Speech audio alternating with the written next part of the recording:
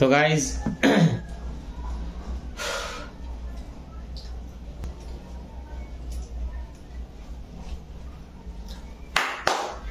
Hello and welcome guys, स्वागत है आप सभी का हमारे चैनल इंडिया स्वेफ्टी में। यह है BCom first year financial accountancy का चैप्टर 7, जहां पर आप पढ़ेंगे कैश बुक रोकड़ बही, जिसका एक स्तंभ भी मैं कल बना चुका हूं, जिसका वीडियो आपको डिस्क्रिप्शन में मिल जाएगा।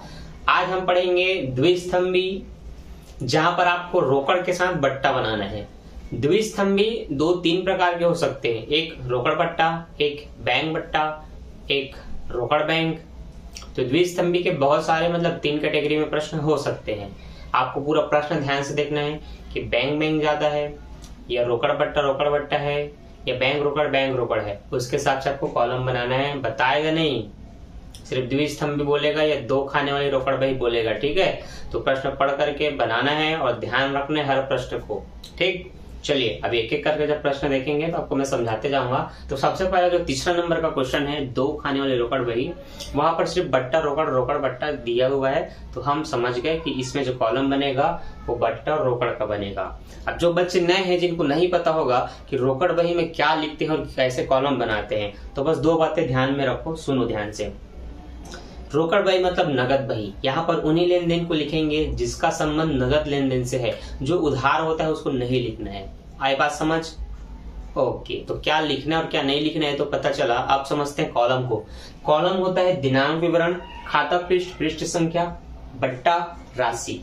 6 हुए विकलन में तो 6 समाकलन में, दिनांक विवरण, खाता पृष्ठ संख्या, बट्टा राशि, ठीक। तो इस तरह से कॉलम बनाना है और फिर लिखते जाना है फटाफट। इंग्लिश मीडियम के बच्चे भी समझ सकते हैं, ठीक। आपको थोड़ा कॉमन सेंस बनाना पड़ेगा कि क्या इंग्लिश है और क्या उसका हिंदी है। जैसे हिंदी मीडियम के बच्चों को सीखना पड़ता है कॉलेज में आकर के कि इसको हिंदी, जो हम हिंदी में पढ़े उसको इंग्लिश में क्या बोलते हैं, तो वैसे आप भी थोड़ा सा समझिए, आपके लिए बहुत आसानी होगा। रोकड़ को कैश, पूंजी को कैपिटल, विकलन को डेबिट, समाकलन को क्रेडिट, ठीक। तो सबसे पहला पॉइंट, नगद शेष, जिसको आप कैश इन हैंड बोलते हैं या बैलेंस शेष बोलते हैं, ठीक है। तो उसको आप बोलेंगे शेष लाया गया। बाई बैलेंस लिख सकते हो इंग्लिश मीडियम के बच्चे। कितना है? 5000 रुपए। तो रोकड़ में कितना लिखोगे? अमाउंट में, राशि में 5000 रुपए। 1 अप्रैल का मिल गया। आगे देखते हैं 2 अप्रैल या 5 अप्रैल, 3 अप्रैल में क्या दिया है। तो 3 अप्रैल में दिया गया है मोहन को दिया और छूट पाई। देखिए एक कॉन्सेप्ट और है इस खाते में, जो बच्चे नहीं उनके लिए, बाकी जो कल का देखे उनको तो पता होगा। किसको विकलन में लिखेंगे, किसको समाकलन में लिखेंगे, ये क्लियर होना चाहिए। तब सारे प्रश्नों को पढ़ के आप बहुत आसानी से और तुरंत इसको बना सकते हैं। तो वो सबसे जरूरी चीज क्या है वो अब बताने वाला हूं। जब आपके पास पैसा आया, वो चाहे बैंक से आए, किसी व्यक्ति से आए या किसी भी अन्य कारण से आए, जब भी पैसा आया उन सभी मदों को आप लिखेंगे विकलन पक्ष में। और जब भी पैसा गया, चाहे खरीदने से जाए, चाहे मजदूरी भुगतान करने से जाए, चाहे हानि के कारण जाए, किसी भी कारण से पैसा जाए तो वो जाएगा समाकलन पक्ष में। बातें हुई क्लियर? तो फिर लाइक, सब्सक्राइब एंड शेयर। अब बताता हूं, ध्यान से सुनो। तो हमने जब पढ़ा 3 अप्रैल को कि मोहन को दिया, तो बताओ पैसा आया कि गया? पैसा तो गया, क्योंकि मोहन को दिया, तो जो जाता है वो इधर रहेगा। तो देखो 3 तारीख लिखा होगा और आपको मिल रहा होगा मोहन को 3000 रुपए, और जो बट्टा है 150, 150 जो भी, वो उसी के सामने बट्टा वाले कॉलम में लिख देंगे, ठीक। तो 150 बट्टा 3000 रुपए का रोकड़, तो उसको दे दिए, ठीक।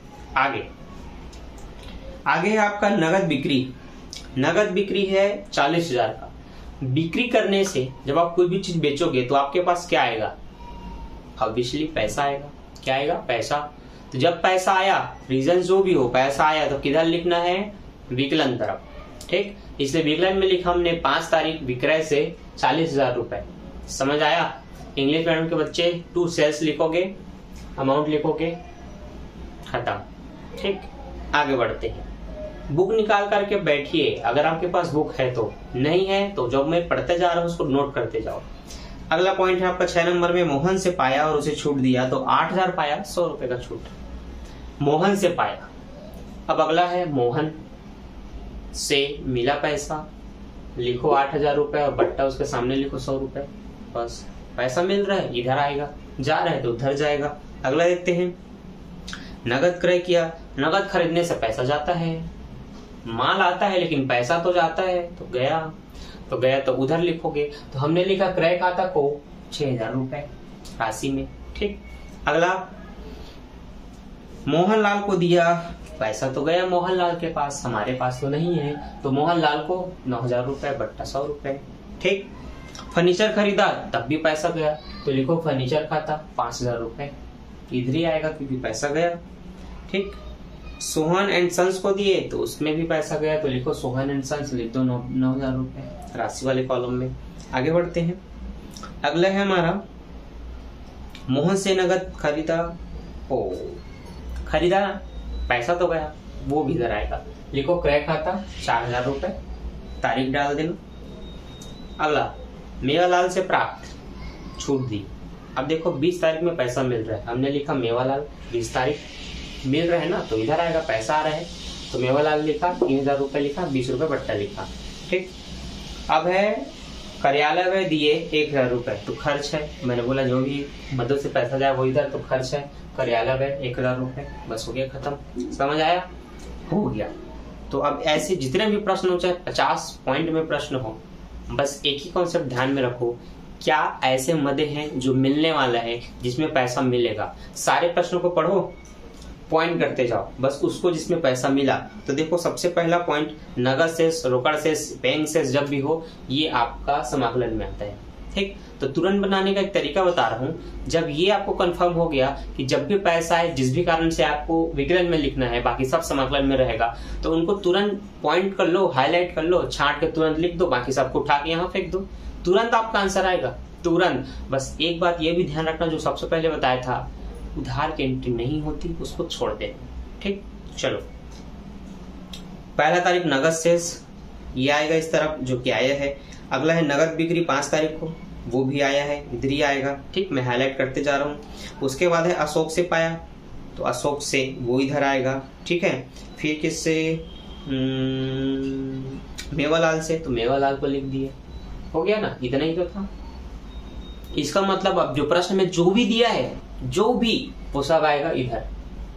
तो बताओ बनने का ये तरीका आसान है कि नहीं, आपका समय बचाएगा कि नहीं। जहां पूरा एक एक पढ़ के लिखते उसमें बहुत समय जाता। आपने बस एक बार पढ़ा ध्यान से सबको और हाईलाइट कर लिया या पॉइंट कर लिया कि हाँ ये समाकलन की चीजें हैं, इनको इधर लिखना है, तो फटाफट देख के तुरंत उतार दो, कॉलम बनाओ, फटाफट लिख दो, बाकी सबको फिर लाइन से इधर उतार दो। इसके बाद क्या होता है अब ये भी सुनो। इसके बाद आपको जोड़ना है, विकलन में कितना हुआ उसको जोड़ो, राशियों को, समाकलन में कितना हुआ उसको भी जोड़ो और आपस में दोनों को घटाओ। तो देखो 3 और 6 9000, 9 9 18000, 9 तिया 27000, 5 4 ये भी 9 हो रहे हैं, तो 9 चौक 36000, 36 में 1000 जोड़ो 37000। ठीक, हमने लिखा 37000। अब हम जोड़ेंगे इस तरफ को, 40000 है, 7 3 10 50000 हो गया, 40 10 50000, 8 और 5 13 होता है, तो 50 में 13 जोड़ेंगे तो 63000। हमने लिखा 63000 के बट्टे में 37000। करना क्या है, देखो हमेशा एक पक्ष ज्यादा होगा, एक पक्ष कम होगा, तो जो पक्ष ज्यादा है उससे दोनों पक्षों को बैलेंस करना है, मतलब दोनों में लिखना है। तो ज्यादा राशि है 63000, तो चलो हम दोनों पक्षों में लिख देते हैं 63000। ठीक, सेम जगह में स्केल से बढ़िया खींचेंगे आप लोग, लिखेंगे 63000 रुपए, ये हमने लिखा 63000 रुपए। अब क्या करना है भाई, इधर कमी है, कितने की कमी है वो आपको घटा के पता चलेगा, वो आप यहीं पर कर सकते हो या कहीं और कर सकते हो।